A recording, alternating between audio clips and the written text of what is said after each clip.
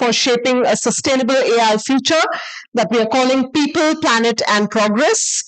And to translate these sutras into action, we are looking at what we call the 7 chakras of aligned global cooperation.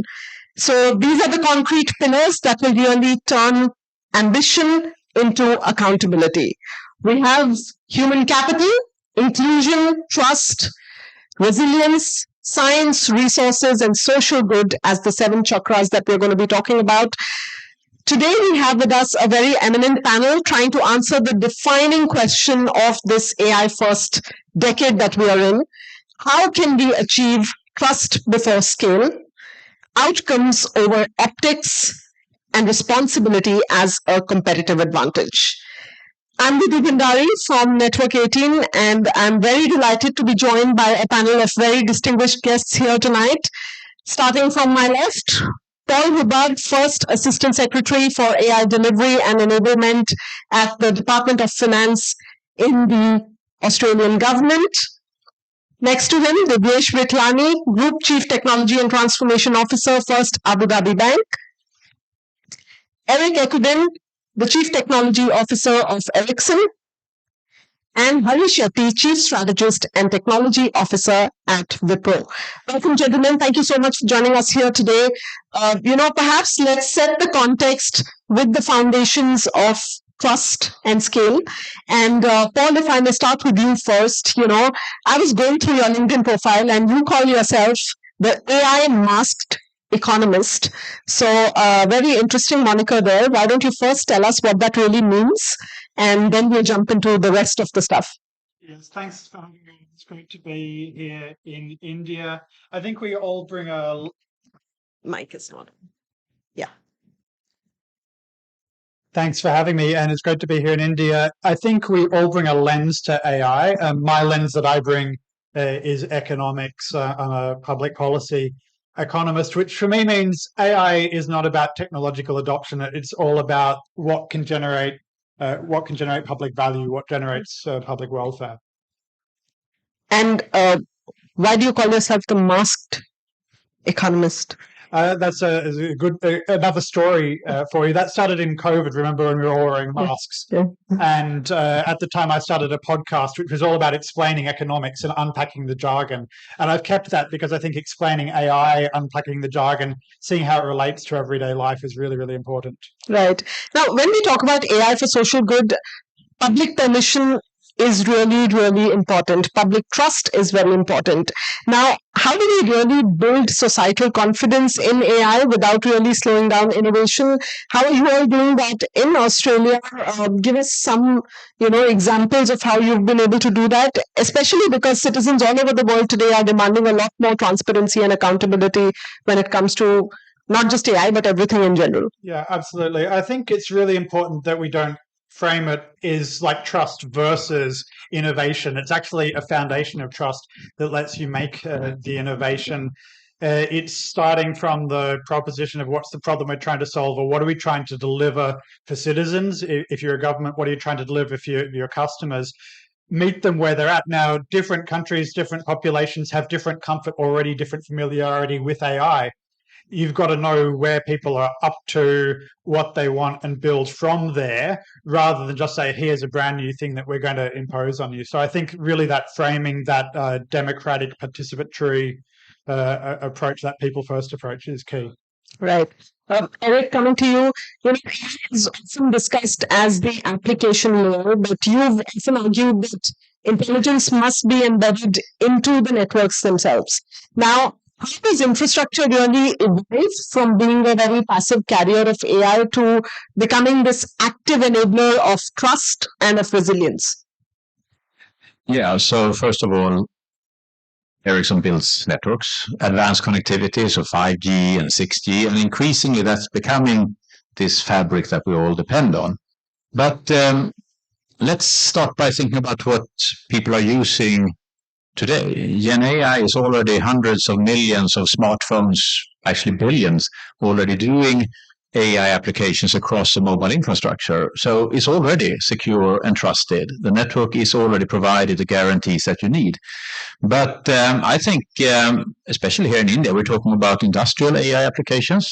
Agriculture, there's going to be a lot of AI in the fields, hospitals, education, smart manufacturing. So there's going to be a lot more dissemination of AI from where we're focused today on training to distributed AI or inference generation. That's going to happen much further out in the network.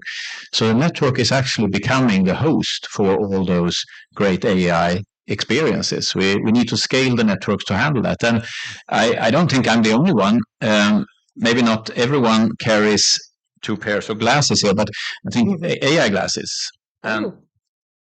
They are already available in millions. Good AI glasses that give you navigation support, that gives you real-time language translation, maybe a prompt if you are on a stage making a keynote. I mean, these kind of things, they cannot be done on the device, on the wearables. You need to offload the AI, the inference from the glasses into the network edge. That's why we talk about this as a transition to an intelligent fabric. The network is already secure, trusted, is going to be a carrier of all these inference workloads. So we're just starting that journey.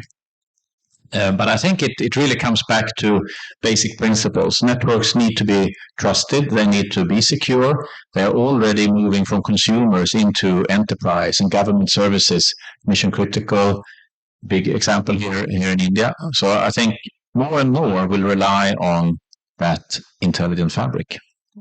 So what have the AI glasses been doing for you this week?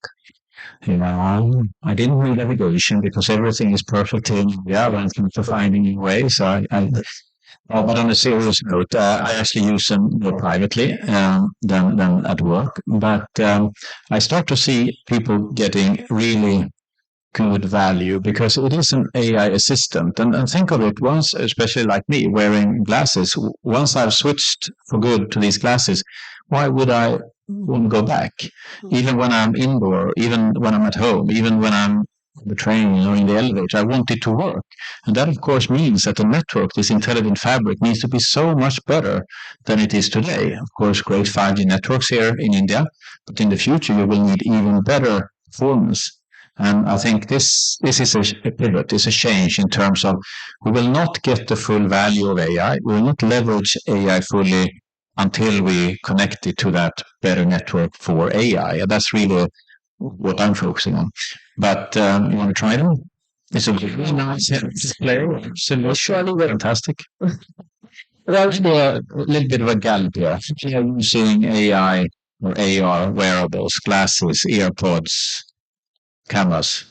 A few, well, okay, well, 2, 3. Yeah. Probably a representative crowd here. I think we are very early on this journey. Right. It's going to be a fantastic journey, I believe, for both consumers and anyone of us working in companies. So Absolutely. Well, I'm going to come back to you with more, but bringing Devesh in, in banking now, trust is not philosophical, it is existential.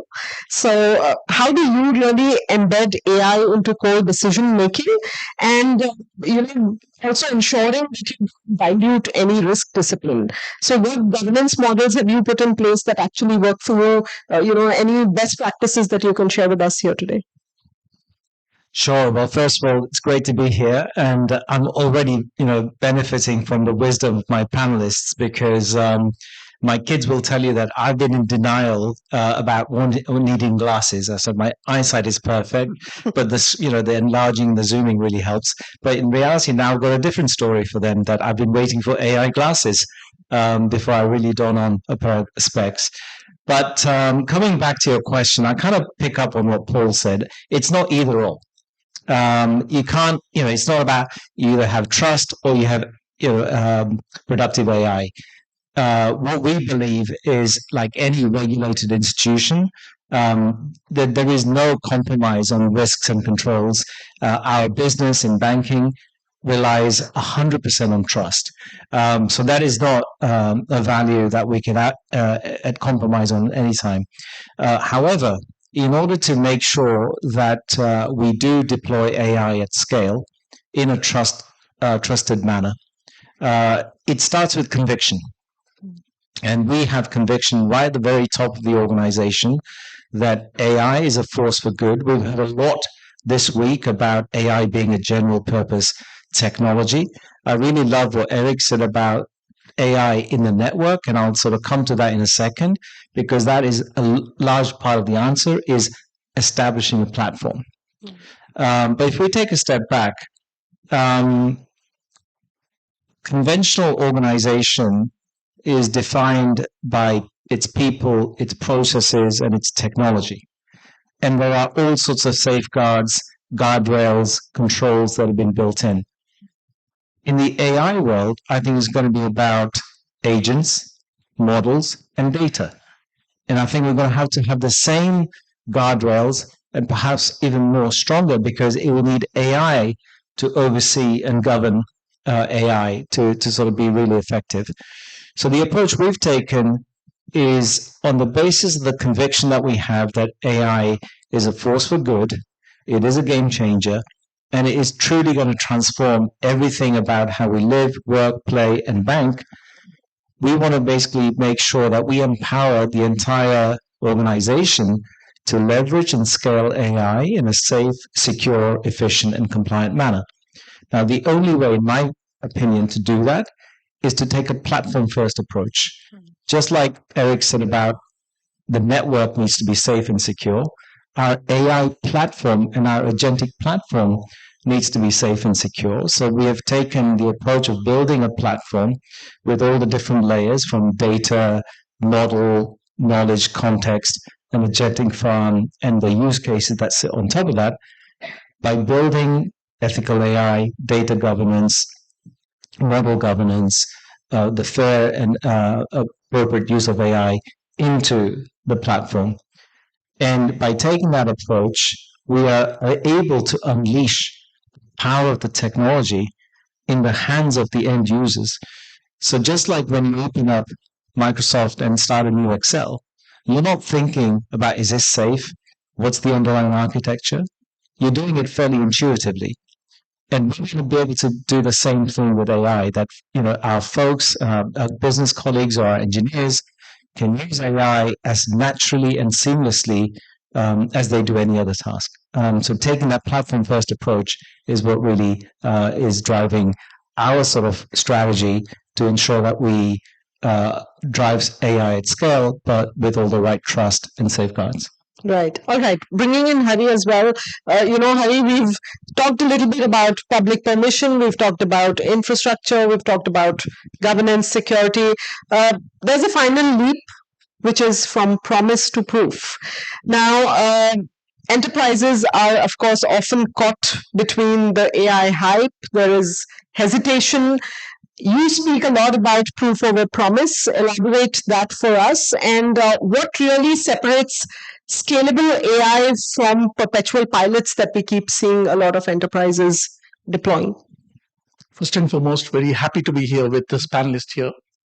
And putting on the Wipro lens, what do? We take Eric's network, layer in Wipro intelligence on top of it, and provide solutions to Devesh.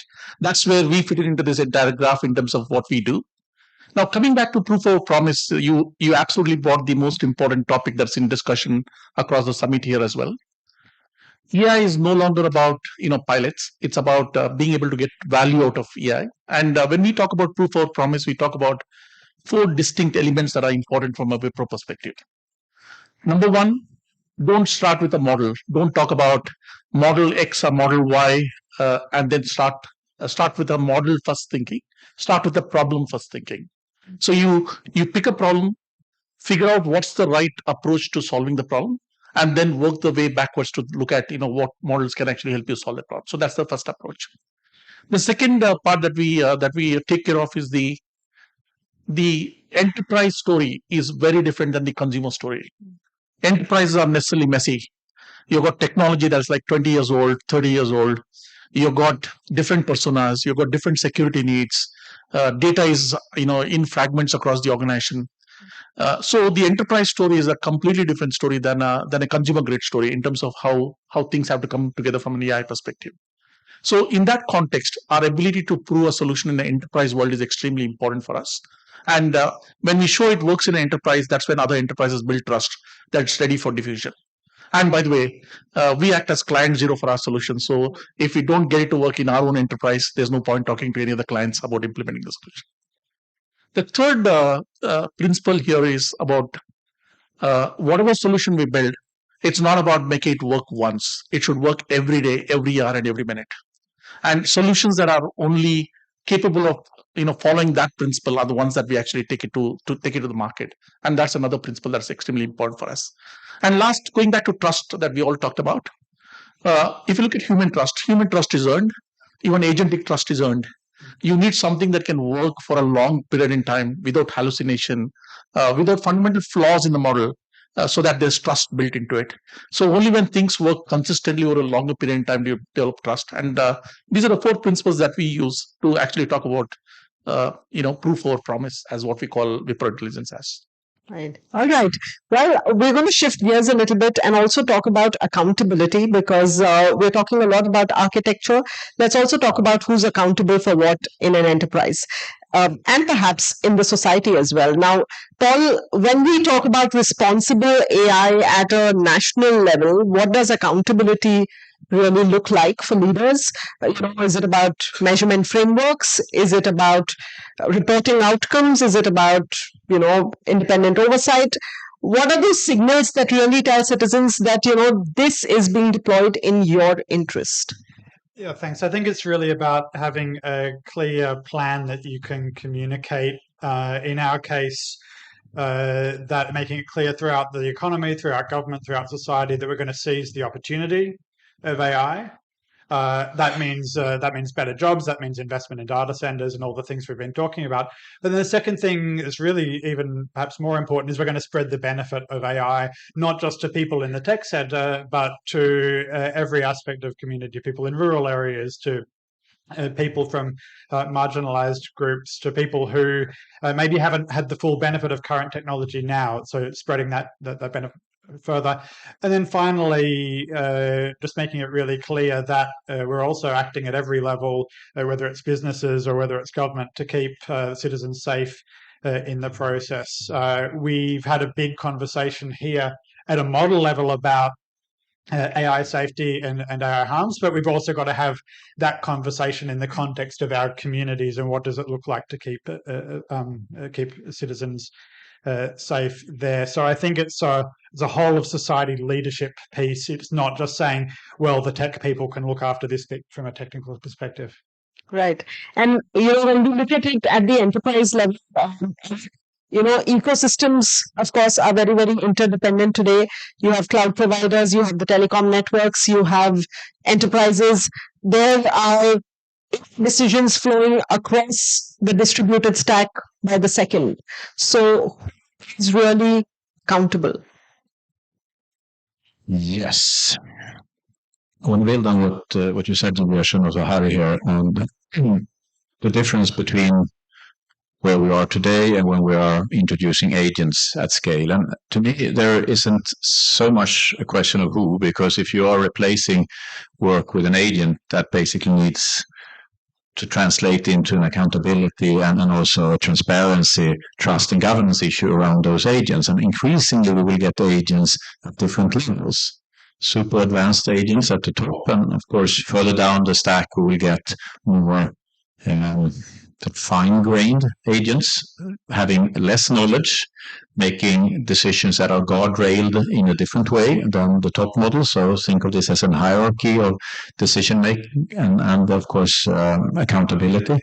But to me, there's no question that if you are, and when you are introducing agentic technology, you need to take the responsibility for your part. If the complete service consists of many different agents on the cloud side, on the advanced connectivity side, on the application side, device side, it needs to come together. But of course, responsibility should reside in the domain that you have provided and that you are providing to the market, to the customer, to the employees. Then, of course, it's never as simple as that. But in the world that I come from, in telecom, we are already providing critical infrastructure. People's every day and life depend on it. So we have already guardrails from a safety security perspective that we have to live up to in today's world of 5G and telecom. And that to me should carry over into the AI and agentic world. I know there are, of course, discussions about increasing governance, increasing regulation. I think that's a dangerous way to go, because if you regulate before you have innovated, you never know what you will get. But I think if you stay with these basic principles that we do have requirements and we have guardrails in the world we're coming from, and you translate that more or less one-to-one into the agentic world, I think we are in a good starting point. Right. And Dinesh, we are talking about the world of agentic, Eric said, machine working hand in hand. Now, as these identities shift, how should we be rethinking governance? How should we be rethinking trust? And of course, governance is never static. It's going to go on evolving. So what does dynamic oversight really look like, especially in a very regulated industry like yours? Look, I really love that question because at the end of the day, as a CTO in a bank, I am accountable. I am responsible for the platform that we construct and the output that gets generated from that platform, whether it's from a human or an agent, right? So that's my accountability. And this is where I have interesting debates and conversations with colleagues from Wipro and other partners of mine who are very eager to sell me solutions. And I said, if the solution is a black box, then I'm going to find it very difficult to integrate that into my environment, because ultimately I have to be able to explain the output that gets generated. So to your question in terms of that dynamic oversight, it again goes back to the platform. And the way we've architected the platform is on sort of, without getting too technical, is on two planes. There's an execution plane and a control plane, right? But again, it's not that sophisticated. Just like when you onboard a new graduate into your organization, you will give them a set of guardrails and a set of responsibility that is befitting of their skill set and their experience. You provide the right level of supervision, you give them the right level of oversight, and as they grow, become more proficient, you clearly give them more responsibility. We treat agents in exactly the same way. So there's a lot of conversation about agents being autonomous and hallucinations. Well, individuals can do the same thing if they're left to their own devices, right? So the way that we have built and architected our agentic architecture is that, as Eric said, there are, different types of agents. At the lowest level, agents are not just autonomous, but they're atomic. And with the right set of guardrails, where it's agentic operating processes, they are also deterministic, right? And we basically create agents to perform a single task. And we make them as reusable as possible to compose them and to aggregate them into a higher level of workflow. And as you get more, as they learn more, which is the good thing about agents, they learn faster, you give them more responsibility, just like you would do to humans. But again, going back to that execution plane where you are monitoring every activity that is being done through a control plane. And also the other thing, the other features of the platform include how we sort of onboard, offboard agents, just like you do with humans. And we also have practices in place to manage the conflicts between agents and humans. Because again, just like you have conflicts between two humans, you have conflicts between an agent and a human, right? And you need to be able to detect that in real time, right? So that's where some of the kind of work that we've done, and it's again early days. I don't think we have all the answers, but certainly the space is moving very fast. The key is that humans are always have to be in control, right? So that the way we've designed the architecture is to ensure that happens. Right. So are agents being put through tough performance appraisals? Are they being fired for hallucinating? 100%, right? And again, it may sound really basic, but I view an agent no different to a human, right? So you do performance management, there's a concept that we call agent university, right? And I love that term because I was chatting earlier with James about this. At university, you're learning how to learn, right? So that's what we want the agents to do as well. And, whilst humans may fill out a timesheet to account for the work that they've done and to measure the output that they've produced for the cost that they've consumed, whilst agents may not fill out a timesheet, we're also monitoring and metering the agent for the work, the tokens that they've consumed, for the output that they've generated, to ensure that we measure their performance in a similar way. Wonderful. Well, Harry, bringing you in as well, how should organizations measure the ROI? That's a question that, enterprises around the world have been debating. What's the value beyond the profit or beyond the bottom line? Are we looking at trust scores? Are we looking at productivity? Are we looking at decision velocity, risk mitigation?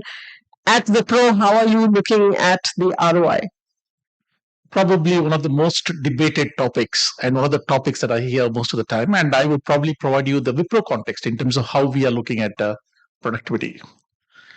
Point number one, while everybody talks about use cases and productivity measurement of EI, we think, EI is beyond just measuring return on investments or measuring productivity. It's almost like going back in time.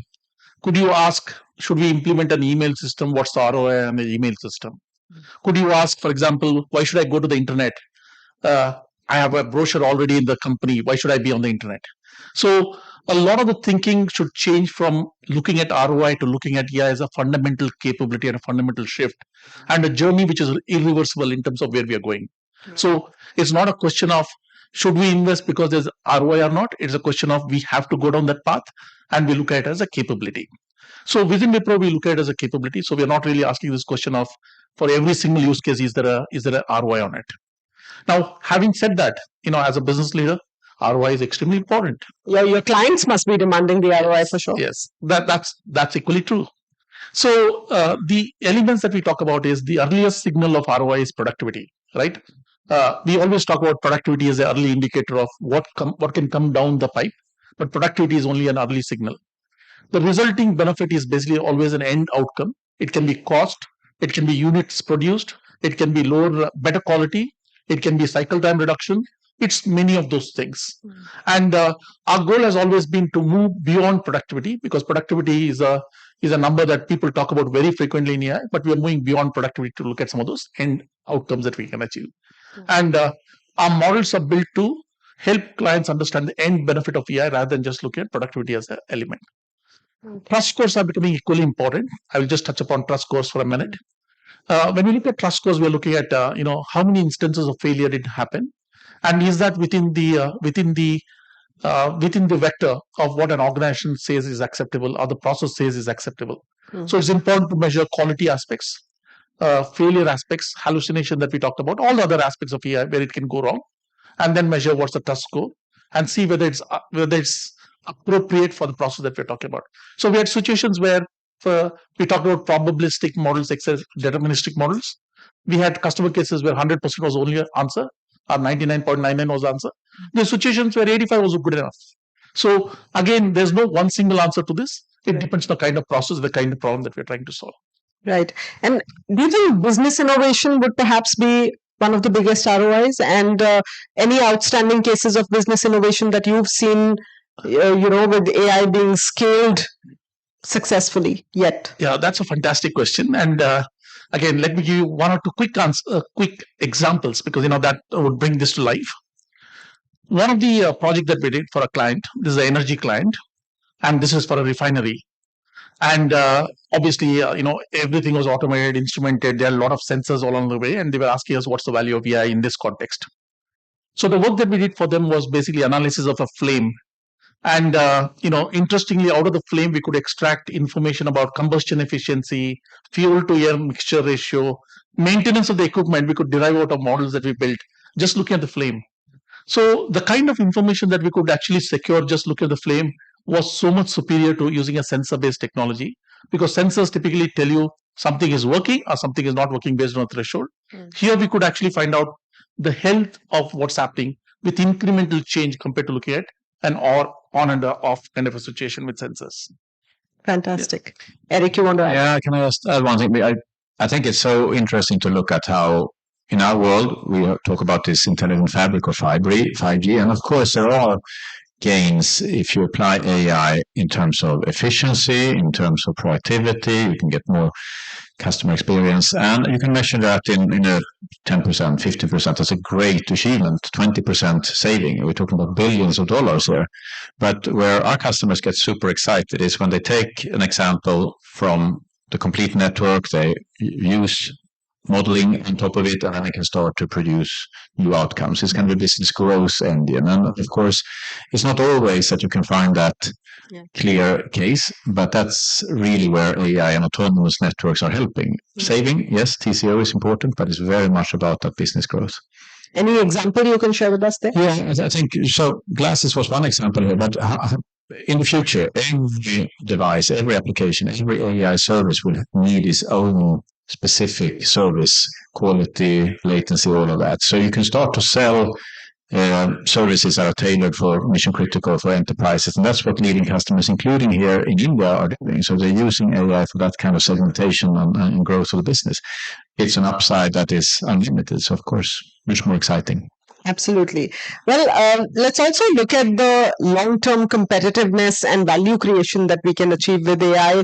Paul, if we were to project 10 years ahead, what do you think would really separate AI native nations from AI dependent nations? Is it infrastructure? Is it talent pipelines, compute capacity? What would you add to that list? I would add capability, competence, and curiosity. I think a lot of the things you mentioned in terms of data centers and things like that, they will be built, there'll be investment, but the underlying models, the compute, that'll be commoditized. And what will set countries apart is the ability of government institutions to adapt, the ability of the economy to be flexible to new approaches, and the ability of the workforce to find the new jobs, the new wants and needs that are created, and where the bottlenecks shift, being able to move to those. And I've got to say that coming to India this week, I've seen not just competence, capability, and curiosity, but just downright enthusiasm for this. So I think maybe India is one to watch. Good to know that, and happy to hear that, of course. Well, Eric, AI demands massive compute, massive energy, massive connectivity. Now, how do we really reconcile infrastructure scale AI expansion with sustainability? Is the need of the hour globally, and of course, ensure that efficiency is imperative to everything that is deployed? Well, AI is energy intense, especially now in the training phase. I think some of the data that are out there, it's mind-boggling numbers, and I'm not even sure we're going to need that kind of energy that is being projected. But what I was saying before is that we're moving from that big data center training into the distributed inference. That's kind of where the book is going. That means that you need to scale it to like 8 billion inference for glasses, tens of billions of sensors using AI or visual sensors. So what we are doing and what needs to happen is to really have energy efficient hardware, energy efficient software, energy efficient AI models, small models when you can do away with that, and of course big models when you need that. So we're not going to explode energy consumption just because we use more AI. In fact, we're going to use even smarter and better ways to do it, both on the hardware and software side. Then just as a little bit of sort of putting things in perspective, all the world's networks is around 1% of the total power bill or the power consumption. And it actually, by using more of the digital technology, you are able to reduce emissions in other sectors by as much as 15%. So it's kind of a 10-15 times payback on that energy consumption. And again, if you combine that with what I said about really being conscious about energy Yeah. efficiency as you move further out. I think it's actually going to be the sustainable way to do a lot of things, not just replacing unnecessary traveling, logistics change with more digital means. Everything is going to be more efficient by using it. So I think we have to be a little bit careful before we say that it's just exploding and it's completely outrageous. Because if you just project those big data center training clusters, it looks scary, but that's not the whole picture. All right. Well, Devesh, while we are talking of value creation from AI, of course, many organizations still counting and measuring AI success and cost savings, but at your organization, how are you really reframing AI value in banking? Resilience, fraud protection, customer trust, capital efficiency. What are some of the metrics that you are tracking and really ensuring that this is true value creation for us? Look, I think it's a question that sort of is constantly exercising our minds. And if I start with the productivity question that you asked earlier, whilst there wasn't a straightforward answer, I kind of look at it on three levels. AI will provide micro level productivity through Copilot and sort of technologies like that, which might be difficult to measure, but certainly it's helping with the whole literacy and raising the overall level of education and awareness in the organization. Secondly, at the enterprise level, and this is to your point on value creation, we absolutely see the potential of AI to drive significant ROI when you take very complex processes which have been utilizing hitherto technologies, whether it's RPA, OCR, etc. But when you apply AI and agentic, you can actually take them to the next level. And these are extremely complex processes which are error prone, and you're talking about large sums of money. And when we've applied AI and agentic to them, we've seen incredible outcomes, which is sort of giving us tangible value creation. And the third aspect I would look at is, if we really take a step back, certainly in banking, what is our biggest source of competitive advantage? It's not necessarily the technology or the products or any other capabilities, right? Because the next person can come along and emulate those. It's really our ability to respond and react to change faster than our competitors. And that's what AI is going to help us do in terms of creating value, because it allows us to respond to change faster, do rapid experiments, and to scale and to double down where we think that we will see a significant ROI. Right. Okay. So I have a question for all of you, and perhaps you can, take about 30 seconds each to tell me, do you believe today enterprises are overestimating or underestimating AI risk? And, how should leaders and boards really measure AI trust readiness in practical terms? So, Hari, maybe if you want to start on that one. See, there is certainly a level of risk that one should be aware of and work with risk. And again, in every business, there's always element of risk that one needs to mitigate. So AI is no different from that perspective. But at the same time, the own hype about risk is also overstated. It's a manageable risk. It's not an uncontrolled, unmanageable risk. It's a manageable risk. And with the right kind of tool set that Devesh talked about, it's definitely possible to get the best value out of AI without actually exposing oneself to risk. Okay, that's a very diplomatic, balanced answer that you gave us. Eric, what do you think? I suspect that it's become quite realistic, the risk assessment among enterprises, not to overestimate it. They're manageable. I think maybe on the government side, there's still an overestimation on the risk side, trying to sort of be too cautious, and that I think could hold back in certain public sectors and in other areas. Then the risks are very, very big if you mistreat this extremely powerful technology. So I'm not saying that we're over the hump, but that's what I think. Paul, you wanna take that on, considering Eric just said that perhaps the public sector overestimates risk. Would you say that for the government in Australia as well? I mean, certainly governments have a responsibility to start off really with a more cautious approach than private sector folk. I'd say there's a shift between the uncertainty of something's new that isn't quantifiable to actually, I understand the risk, and then once you understand the risk, you can manage it. So certainly over the last year or so, and the government of Australia has taken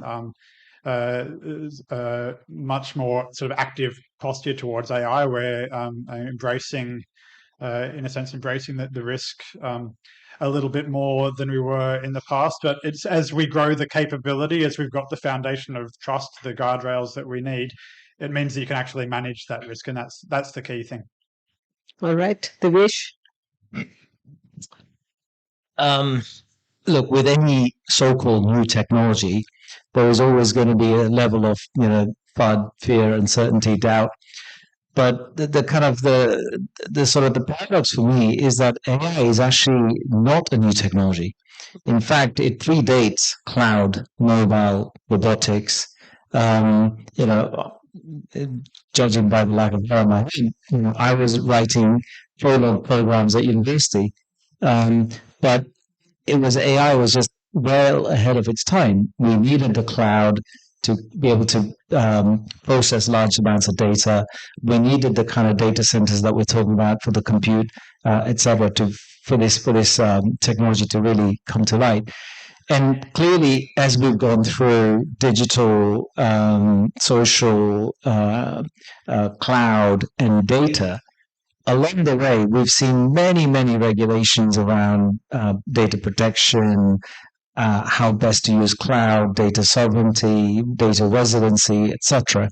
So as long as we are not sort of shedding those controls that we've already built and making sure that we tighten the guardrails as we deploy AI and deploy AI through a platform-centric approach where you've built the necessary guardrails, I think that those risks will be managed and mitigated.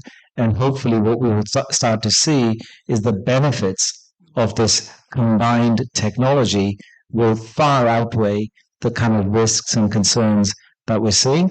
The only qualification I would make, and I think that's been talked about at this conference, is making sure that we do take everyone along on that journey with us, because that could be the risk.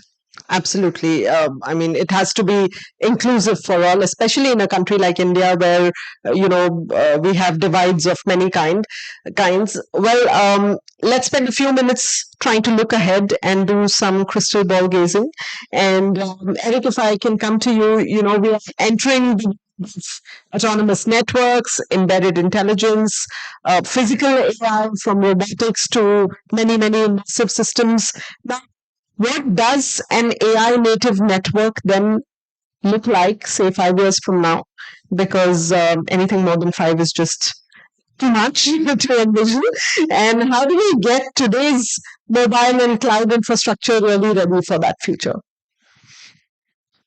Well, I think we have to look perhaps further out than 5 years, because we're building something that should work for society in broad terms. But of course, AI is moving super fast. And when you ask about AI native, I think that any industry, including the one I represent, is going through major change now.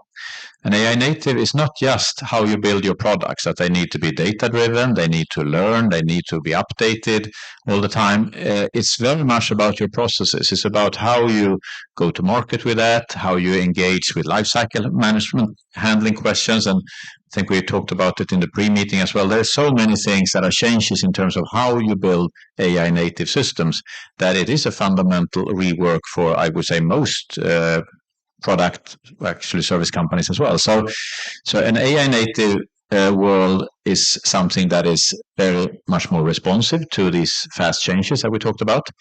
An AI native network is a network that is responsive to all of these needs. You already mentioned the physical AI, which is just around the corner, humanoids, robots, drones, all the things that are requiring much more tailoring, much more flexibility from that network or the intelligent fabric. So we need to do what I called user experience at scale, or massive user experience. So everything has to have its own and unique requirements met. And I think only AI native networks that are responsive in real time to these needs and adapt and create that best user experience can handle it. So it's going to be a very different world, very intuitive, judging by what we see on the wearable side, but that's going to be a completely new setup. Right. And Paul, as we are looking ahead, of course, public-private partnerships are going to be key to any kind of success that we are going to see.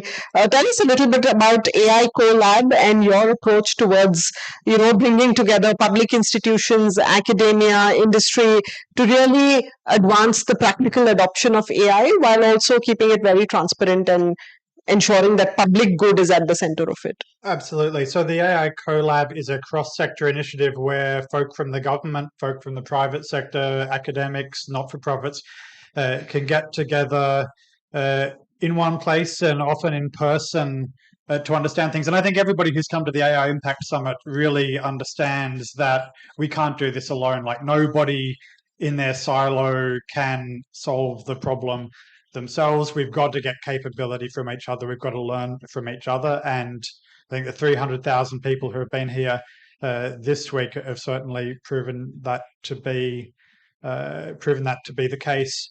I think that it's also key to actually doing safe and responsible AI. It's not just the technical controls or the networks that we have. It's having the people who are going to be in the room who may not care about AI, but they do care about the services that are being delivered. They do care about their voice being heard. They do care about the environment around them as well. So he keeps on bringing you back to reframing that. What's the problem we're trying to solve? What's the mission we're trying to achieve? And I think if we want to talk about impact, that's the key question. Right. All right. Well, let's also look at the financial angle with Divyesh. You've talked about open finance and very effective financial ecosystems. What is it really going to take to scale AI to that level, especially in the near and short term, enable very responsible deployment and sustain finance without borders, particularly in the Indian context, given the complexities that we see in this country? So I think it's going to be a force for good. If I look at banking, I don't think the core of banking is going to change in the era of AI. However, how we bank, how we drive that experience for our customers is, I think, going to be transformationally different in the future. Just one example to pick up on your question, if you combine the technology of AI together with, say, digital assets and stable coins, the ability to move money faster, like emails. Why is it that it takes 3 or 4 days today to clear a cross-border payment, right? Which goes completely against the whole concept of open finance and inclusion. So I think AI, together with some of these other technologies, is going to be a game changer in enabling things like that, and really driving experience to be much more natural, much more intuitive than it is today. Personally, as a CTO, there is a lot of questions about are jobs going to go away, etc. If you look at sort of in any organization, certainly banks that I've worked in, typically the capex demand on an annual basis outstrips supply on a scale of a ratio of 5 to 1, right? But if AI can help us change those legacy systems, modernize our platforms, because let's be honest, right? 90% of banks still operate with legacy technologies. There's very few on the greenfield. All of those technologies need to be modernized, upgraded, and I think AI, again, is going to be a force for good there. And once we modernize those systems, will again lend itself to connecting more seamlessly through microservices, APIs, without getting into the technical details, through MCPs, etc.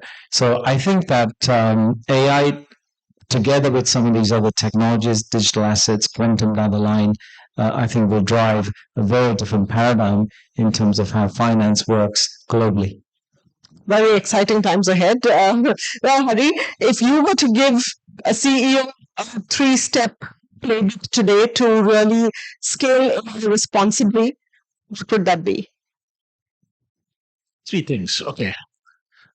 Number 1, be very clear about what you want to achieve with AI. So have the vision right. Have clear objectives in terms of what you want to achieve with AI. That's the first part. The second part that I would call out is don't think about task and task automation. Think about what does AI do to your business, and it's an operating model shift fundamentally which can actually deliver value. So think big. Think about the operating model shift that will require structural changes, methods of working changes, skill changes, and it's a complete change. It's a complete transformation compared to just being an automation. And third thing, please call Wipro. All right. Well, I'd like you all to now imagine that we are at the India AI Impact Summit 2030, just about 4 years ahead. What has changed today in the way we live, work, and play that didn't happen perhaps at the time you were here last, which is today? What has changed? Paul, do you want to start with that? And you can go wild with the imagination. Yeah, okay. Look, as an economist, it's very hard to predict the future. I think what has changed is there's a whole bunch of people turning up with job titles that we've never even heard of before. And they're telling us about things that people in a bureaucracy or in the government can sort of only dream about. So I think we'll see a lot more diversity in what people do. Right, lots of new jobs, and yeah, most industry reports suggest that many of the new jobs of the next decade have not been invented yet. So, absolutely, Divyesh. Well, in 4 years' time, we may not be here in person. It will be our agents or our avatars that are being kind of teleported in, because the technology through Ericsson's amazing network has the kind of bandwidth and the latency is improved vastly, and obviously with Wipro's technology around creating these avatars and these agents. Anyway, but no, I think to be serious, I think what will have changed, at least from my perspective, is banking will be a lot more seamless. It will really be about putting the customers first rather than sort of imposing friction that we see today in terms of how financial services works. For instance, we will all be shopping, much more intuitively. We won't even know that we need to get a new fridge or a new car. It will kind of just occur to us naturally, and something will appear on your doorstep that you didn't even know you needed, but once it arrives you think, wow, that's exactly what I needed. The payment's taken care of, all the servicing is taken care of. So I think that is a near-term reality. All right, Eric, Hari, go ahead. Yeah. Couple of things. One is I'll definitely break my glasses and use Eric's glasses. More importantly, what I think will fundamentally change is the decision velocity. Good. Most importantly, I think the decision velocity in an organization will completely change in the next 4 years. One of the key things that we always talk in any enterprise is our organization is so slow. The processes take a lot of time. It does not happen at the pace that we all want it to be. And the experience that one gets out of it. A slow process is not necessarily a great experience process. The fundamental problem that AI will solve, and I'm pretty sure it will solve in the next couple of years, is the velocity of everything will increase so tremendously that we'll look back and say, how did we ever tolerate something that was as slow as what it is today? Eric? Yeah, I wonder if it's doable in 4 years on global scale. But I hope what we see 4 years from now is that we have this dissemination, we have diffusion, we have everyone being included in this fantastic journey that AI really is about. But I think it hinges on this dialogue that we have here, and it's conditional on the fact that we solve the trust issues. Because these things with security, privacy, we talk about them as things we can solve technically and so forth, but that needs to have fundamental anchoring in how humans behave so that you can really trust these agents, as was mentioned before, and that we put the right constraints on. If that happens, of course, 4 years from now, it's going to be so seamless where we have our digital colleagues or AI colleagues, physical AI colleagues, and so forth, that it's going to be a completely different way of looking at work and, of course, how you get help outsource things. I mean, you're going to be an agent of something which is much, much bigger than what you're commanding today. I think it's an enormous shift. Absolutely. Well, fascinating times ahead. Thank you, gentlemen, for your very, very incredible insights. That was very, very educational and informational for all of us. The takeaway for me, I think, from this conversation is clear that if people, planet, progress remain our guiding sutras, and if we can align all the 7 pillars of global cooperation, AI is not going to just optimize businesses. It is going to redefine competitiveness. It is going to rebuild public trust. And of course, hopefully, it will future proof all our institutions for the decades ahead. Thank you very much. Appreciate you all taking the time here. And thank you all for being a wonderful audience.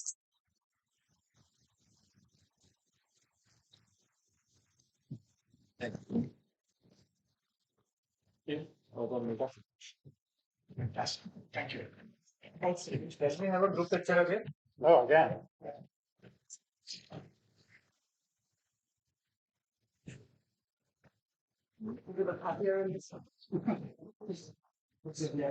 Everyone's still.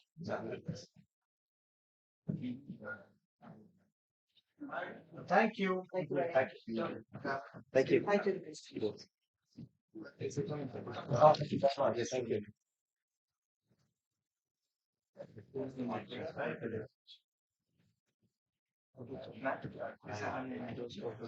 Thank you so much. Fantastic. Thank you.